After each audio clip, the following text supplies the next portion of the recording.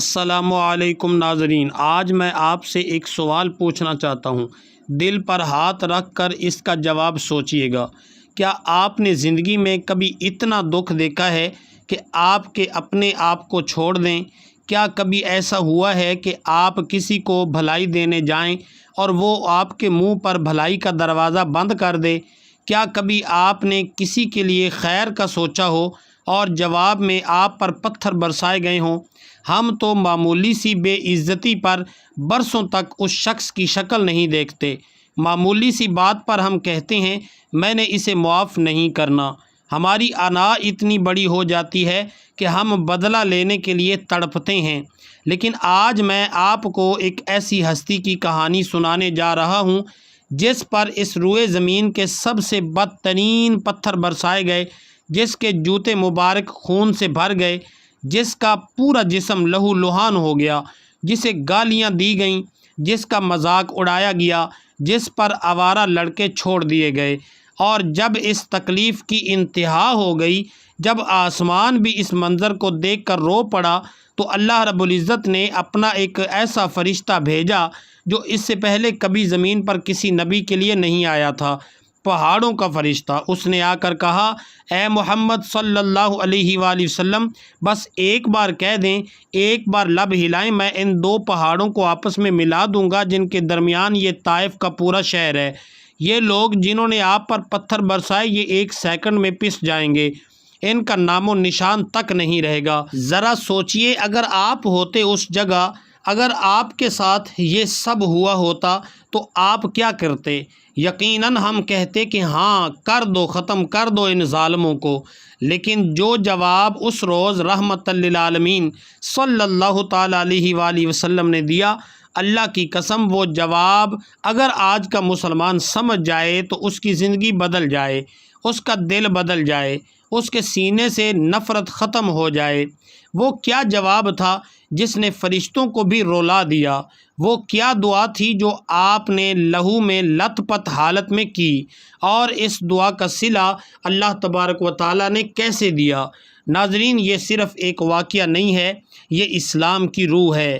یہ وہ واقعہ ہے جو بتاتا ہے کہ ہمارے نبی صلی اللہ علیہ وآلہ وسلم کا دل کتنا بڑا تھا۔ اس لیے ویڈیو کو آخر تک ضرور دیکھیے گا، کیونکہ اس کہانی کے آخر میں آپ کو 3 ایسے سبق بتاؤں گا جو اگر آپ نے اپنی زندگی میں اپنا لیے تو اللہ آپ کے سارے غم دور کر دے گا۔ تو آئیے دل تھام لیجیے اور چلتے ہیں آج سے تقریباً 1448 سال پیچھے مکے کی ان گلیوں میں جہاں یہ ساری کہانی شروع ہوئی۔ ناظرین، اس واقعے کو سمجھنے کے لیے آپ کو اس سے پہلے کا منظر سمجھنا ہوگا۔ یہ نبوت کا 10واں سال تھا۔ مفسرین اور سیرت نگار اس سال کو عام الحزن یعنی غم کا سال کہتے ہیں۔ کیونکہ اس ایک سال میں نبی کریم صلی اللہ علیہ وآلہ وسلم نے اپنے 2 سب سے بڑے سہارے کھو دیے تھے۔ پہلا سہارا آپ صلی اللہ علیہ وآلہ وسلم کے چاچا حضرت ابو طالب، جو آپ کے بچپن سے آپ کی ڈھال بنے ہوئے تھے۔ جب تک ابو طالب زندہ تھے، قریش مکہ آپ صلی اللہ علیہ وآلہ وسلم پر ہاتھ ڈالنے سے ڈرتے تھے۔ وہ جانتے تھے کہ بنو ہاشم پیچھے کھڑا ہے، لیکن جب ابو طالب کا انتقال ہوا تو قریش کے حوصلے بڑھ گئے، اور اسی کے چند دن بعد دوسرا اور سب سے بڑا ذاتی صدمہ آپ صلی اللہ علیہ وآلہ وسلم کی زوجہ، آپ کی سکون، آپ کی غمگسار پہلی ماں حضرت خدیجہ الکبریٰ رضی اللہ تعالی عنہا کا وصال ہو گیا۔ وہ خدیجہ جنہوں نے سب سے پہلے آپ صلی اللہ علیہ وآلہ وسلم کی تصدیق کی تھی۔ جب سارا زمانہ آپ کو جھٹلا رہا تھا، خدیجہ کہہ رہی تھیں کہ آپ سچی ہیں، جنہوں نے اپنا سارا مال، اپنی ساری دولت اسلام کے لیے قربان کر دی تھی۔ ناظرین، ذرا سوچئے، ایک طرف چچا کا سایہ اٹھ گیا، دوسری طرف گھر کا سکون چلا گیا۔ نبی کریم صلی اللہ علیہ وآلہ وسلم غم سے نڈھال ہو گئے، اور اسی غم کی حالت میں قریش کا ظلم اپنی انتہا کو پہنچ گیا۔ اب وہ آپ صلی اللہ علیہ وآلہ وسلم پر راستے میں کوڑا پھینکتے، آپ صلی اللہ علیہ وآلہ وسلم نماز پڑھتے تو آپ پر اوجڑی رکھ دیتے، آپ صلی اللہ علیہ وآلہ وسلم کے راستے میں کانٹے بچھاتے۔ ایک دن تو ایک بدبخت نے آپ صلی اللہ علیہ وسلم کے سر مبارک پر مٹی ڈال دی۔ آپ صلی اللہ علیہ وسلم اسی حالت میں گھر تشریف لائے تو آپ کی ایک بیٹی روتے ہوئے آپ کے سر سے مٹی صاف کر رہی تھی اور آپ فرما رہے تھے بیٹی رو مت، اللہ تمہارے باپ کی حفاظت کرنے والا ہے۔ تو جب مکے کی زمین آپ صلی اللہ علیہ وآلہ وسلم پر تنگ کر دی گئی تو آپ صلی اللہ علیہ وآلہ وسلم نے سوچا کہ کیوں نہ دعوت کا رخ طائف کی طرف کیا جائے۔ طائف کیوں؟ کیونکہ طائف دوسرا بڑا شہر تھا، وہاں بنو ثقیف کا قبیلہ آباد تھا جو بہت طاقتور تھا۔ وہاں آپ صلی اللہ علیہ وآلہ وسلم کی رضائی خالہ کا قبیلہ بھی تھا۔ آپ صلی اللہ علیہ وآلہ وسلم نے سوچا شاید وہاں کوئی دل ایسا ہو جو اللہ کے کلام کو سن لے، شاید وہاں سے اسلام کو ایک نیا مرکز مل جائے۔ اور یہ سوچ کر ناظرین اکیلے پیدل اپنے خادم حضرت زید بن حارثہ رضی اللہ تعالی عنہ کو ساتھ لے کر آپ صلی اللہ علیہ وآلہ وسلم نے مکے سے طائف کا 100 کلومیٹر کا سفر پیدل شروع کیا۔ پہاڑی راستہ، سخت گرمی، لیکن دل میں ایک امید کہ شاید طائف والے میری بات مان لیں گے۔ آپ صلی اللہ علیہ وآلہ وسلم طائف پہنچے۔ وہاں بنو ثقیف کے 3 سردار تھے، تینوں بھائی عبد یا لیل، مسعود اور حبیب۔ یہ تینوں اس شہر کے سب سے بڑے لیڈر تھے۔ آپ صلی اللہ علیہ وآلہ وسلم ان کے پاس گئے، ان کو نہایت نرمی اور محبت سے اسلام کی دعوت دی۔ ان سے کہا کہ میں تمہارے پاس اللہ کا پیغام لے کر آیا ہوں، مجھے اپنا لو۔ لیکن ناظرین تاریخ گواہ ہے، غرور اور تکبر جب دل میں آ جائے تو انسان اندھا ہو جاتا ہے۔ ان تینوں نے وہ جواب دیا جو انتہائی زہریلا تھا۔ ایک نے کہا کیا اللہ کو تمہارے علاوہ کوئی نہیں ملا نبی بنانے کے لیے؟ دوسرے نے کہا میں کعبہ کا غلاف بھی پھاڑ دوں اگر تم نبی ہو۔ تیسرے نے کہا جاؤ، میں تم سے بات ہی نہیں کرنا چاہتا، کیونکہ اگر تم سچے نبی ہو تو تم سے بات کرنا خطرناک ہے، اور اگر جھوٹے ہو تو تم سے بات کرنے کا کوئی فائدہ نہیں۔ اللہ اکبر، کتنا زہریلا جواب تھا! لیکن رحمت للعالمین صلی اللہ تعالیٰ علیہ وآلہ وسلم نے پھر بھی صبر کیا۔ آپ صلی اللہ علیہ وآلہ وسلم نے فرمایا چلو میری بات نہیں مانتے تو نہ مانو، لیکن کم از کم یہ بات مکے والوں کو نہ بتانا۔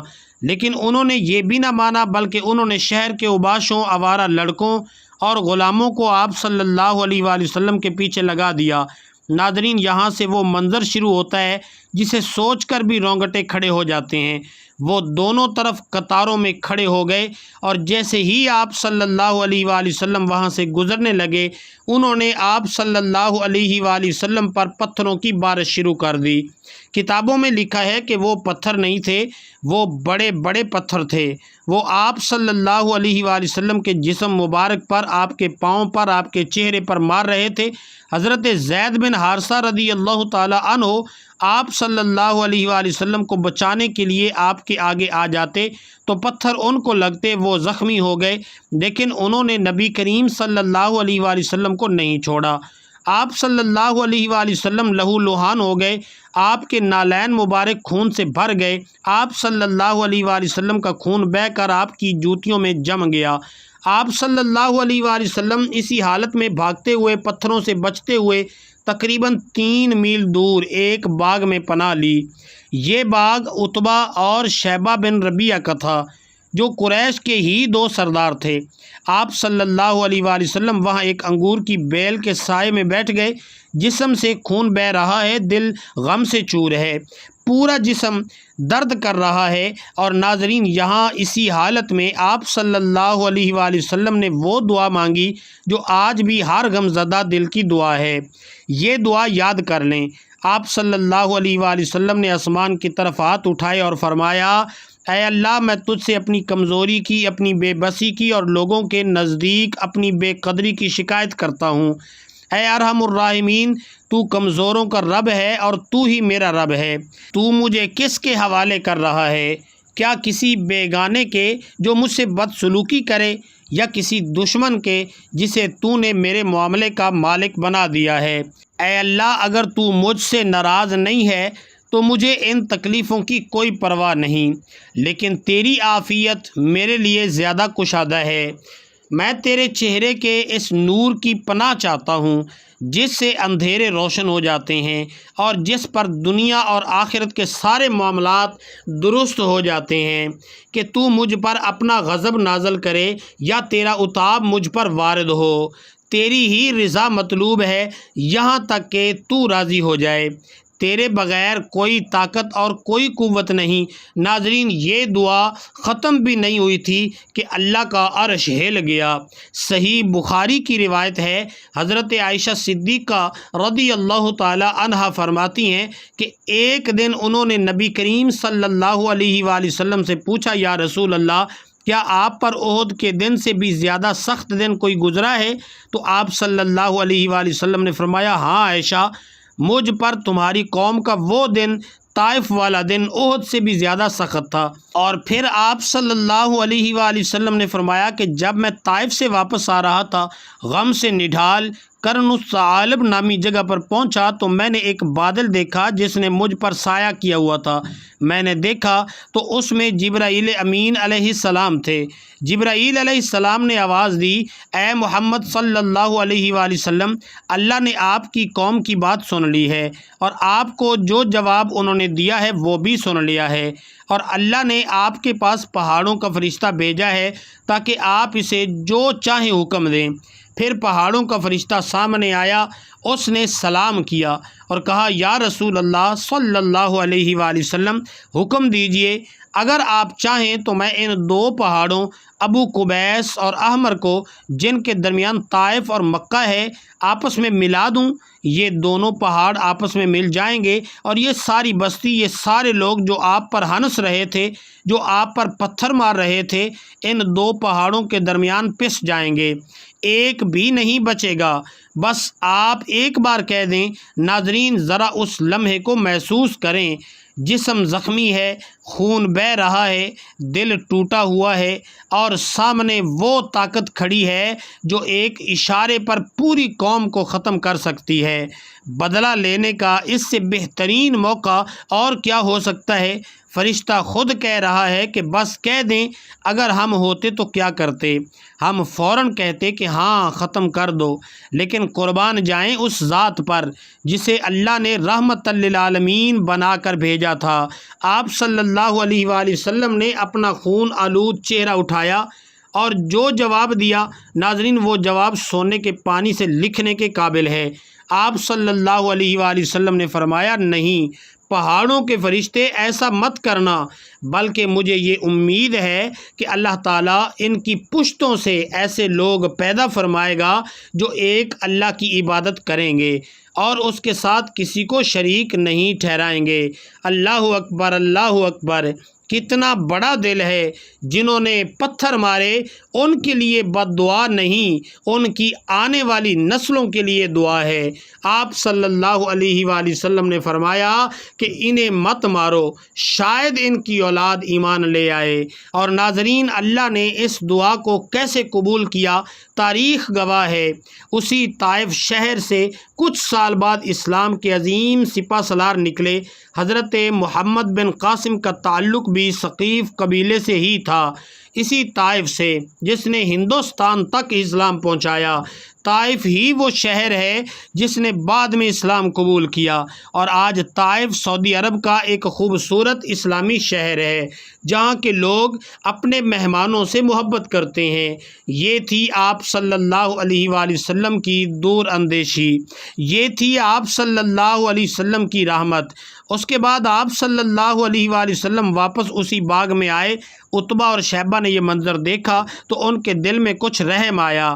انہوں نے اپنے غلام عداس نامی عیسائی غلام کو انگور کے خوشے کے ساتھ آپ صلی اللہ علیہ وسلم کی طرف بھیجا۔ عداس نے آ کر انگور دیے، آپ صلی اللہ علیہ وآلہ وسلم نے بسم اللہ پڑھ کر کھائے۔ عداس بڑا حیران ہوا کہ یہ کلام تو اس علاقے میں کوئی نہیں جانتا۔ آپ صلی اللہ علیہ وآلہ وسلم نے پوچھا، تم کہاں کے ہو؟ اس نے کہا، نینوا کا، یونس بن متی کی بستی کا۔ آپ صلی اللہ علیہ وآلہ وسلم نے فرمایا، اچھا، وہ تو میرے بھائی ہیں، یونس بن متی بھی نبی تھے۔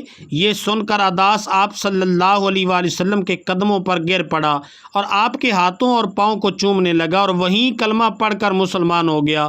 دیکھیں ناظرین، طائف کا پورا شہر تو ایمان نہ لایا، لیکن ایک اداس ایمان لے آیا، اور نبی کریم صلی اللہ علیہ وآلہ وسلم کا سفر رائے گاہ نہیں گیا۔ ناظرین، اس واقعے سے ہمیں 3 بڑے سبق ملتے ہیں، ان کو اپنی زندگی میں نوٹ کر لیں۔ پہلا سبق، نفرت کا جواب محبت سے دو۔ لوگ آپ کے ساتھ برا کریں گے، آپ ان کے ساتھ اچھا کریں۔ یہی سنت نبوی ہے۔ اگر نبی کریم صلی اللہ علیہ وآلہ وسلم طائف والوں کے لیے بد دعا کر دیتے تو آج طائف کا وجود ہی نہ ہوتا۔ دوسرا سبق، کبھی مایوس مت ہوں۔ طائف میں بظاہر آپ صلی اللہ علیہ وآلہ وسلم کو ناکامی ہوئی، لیکن اس ناکامی کے بعد اللہ نے آپ صلی اللہ علیہ وآلہ وسلم کو معراج کا تحفہ دیا۔ اسی کے بعد مدینے میں اسلام کو عروج ملا۔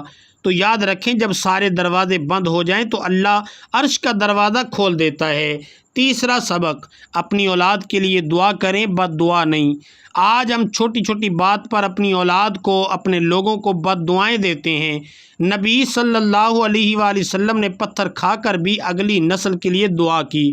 تو ناظرین، آج سے وعدہ کریں کہ ہم بھی معاف کرنا سیکھیں گے، ہم بھی لوگوں کے لیے ہدایت کی دعا کریں گے۔ اگر آپ کو یہ واقعہ سن کر آپ کے دل میں نبی کریم صلی اللہ علیہ وآلہ وسلم کی محبت میں اضافہ ہوا تو اس ویڈیو کو لائک کریں، شیئر کریں، اور کومنٹ میں لبیک یا رسول اللہ ضرور لکھیں۔ اور ایسے ہی ایمان افروز واقعات کے لیے ہمارے چینل کو سبسکرائب کرنا مت بھولیں۔ اللہ ہم سب کو سیرت نبوی پر عمل کرنے کی توفیق عطا فرمائے، آمین۔